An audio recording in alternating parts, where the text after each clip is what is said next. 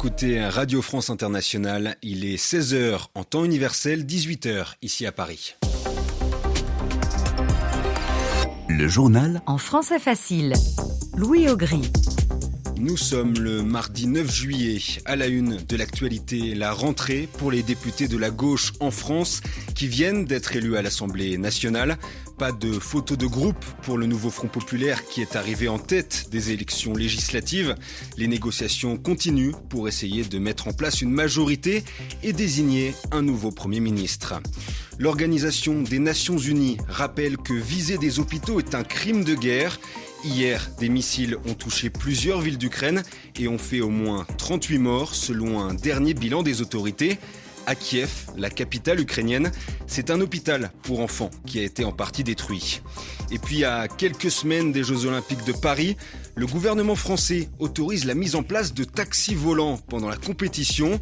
Des hélicoptères que l'on pourrait prendre pour se déplacer au-dessus de la ville. Mais la mairie de Paris n'apprécie pas vraiment cette idée, vous allez l'entendre. Pas de rentrée en commun à l'Assemblée nationale en France pour les membres du nouveau Front populaire, l'union de la gauche qui s'est formée pour les élections législatives. Ils sont arrivés en tête de ces élections, mais sans majorité absolue. Et maintenant, l'heure est aux négociations entre les différents partis pour proposer un ou une future chef de gouvernement. C'est Emmanuel Macron qui va choisir ce prochain Premier ministre. Il n'a toujours pas donné d'indication sur ce qu'il compte faire, mais aujourd'hui, ce sont deux scénarios qui ont l'air de se présenter face à lui. D'abord, le scénario d'un gouvernement qui viendrait du nouveau Front populaire, car l'union de la gauche qui est arrivée en tête du scrutin veut désigner le prochain Premier ministre. Deuxième scénario, un gouvernement de coalition, autrement dit d'alliance plus large, un gouvernement qui serait composé de personnalités d'autres partis. Valérie Gasse nous explique tout ça. À entendre les leaders du nouveau Front populaire, même s'ils n'ont pas une majorité relative suffisante pour gouverner seuls, ils sont arrivés en tête du scrutin. Alors Emmanuel Macron n'a pas le choix, il doit appeler un Premier ministre issu de leur rang. Ils se sont d'ailleurs engagés à fournir un nom dans les prochains jours et celui-ci formera un gouvernement de gauche.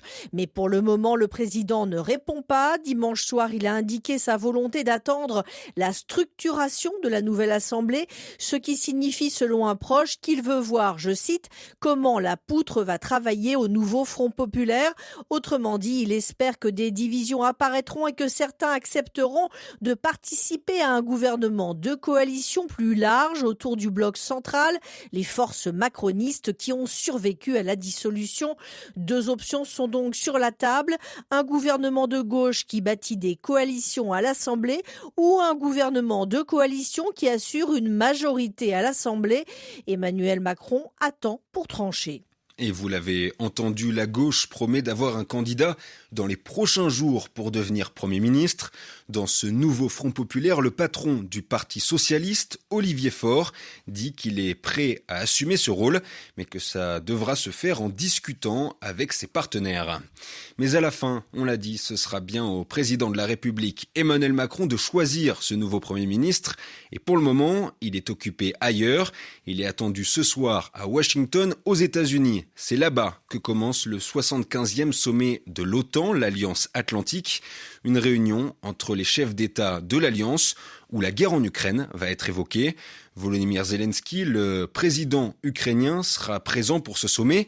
Il continue de demander plus de systèmes de défense antiaérienne. Ce sont des systèmes qui permettent de protéger l'Ukraine contre de possibles missiles ennemis.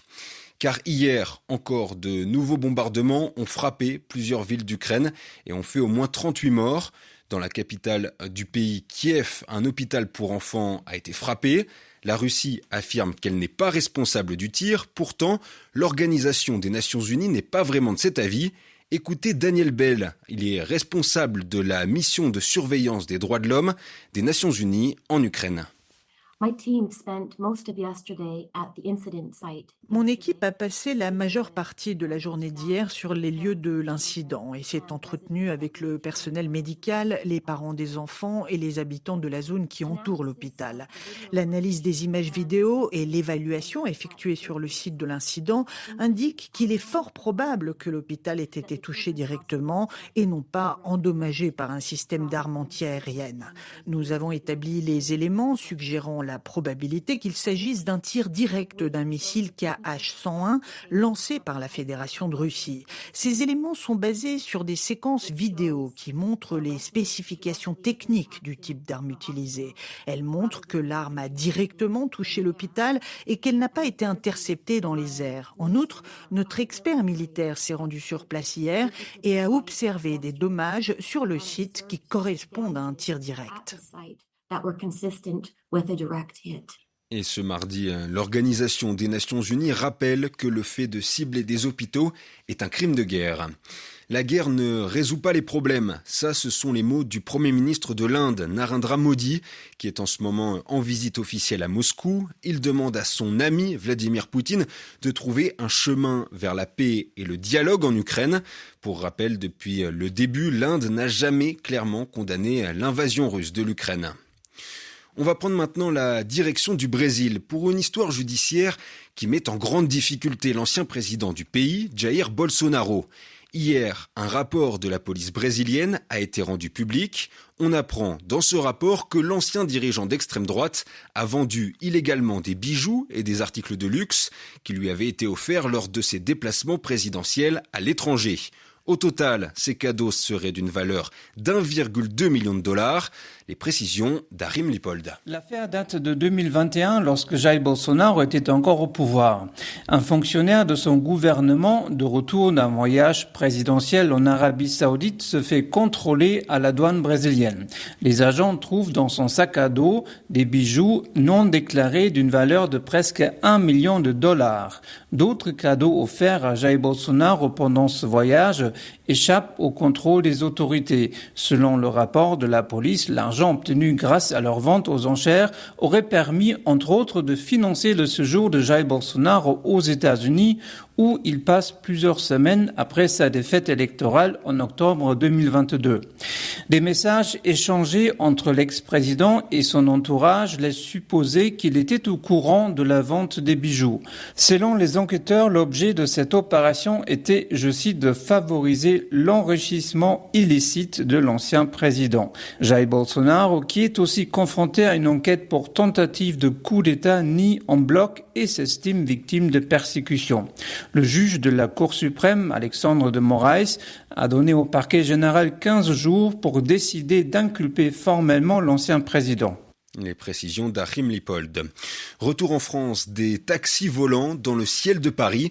Ce sera peut-être bientôt possible. Le gouvernement a autorisé la mise en place d'une nouvelle plateforme pour expérimenter, essayer des hélicoptères électriques pendant les Jeux Olympiques qui commencent le 26 juillet. L'idée, c'est de pouvoir créer une hélistation, autrement dit une station d'hélicoptères directement sur la Seine, le fleuve de Paris.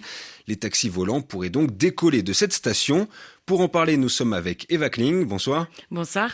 Eva, ce nouveau moyen de transport ne plaît pas à tout le monde. Il est critiqué par exemple par la mairie de Paris. Volocity, c'est le nom de ce petit hélicoptère. Il a 2 places, celle du pilote et celle du passager. Et on le verra peut-être bientôt dans le ciel parisien.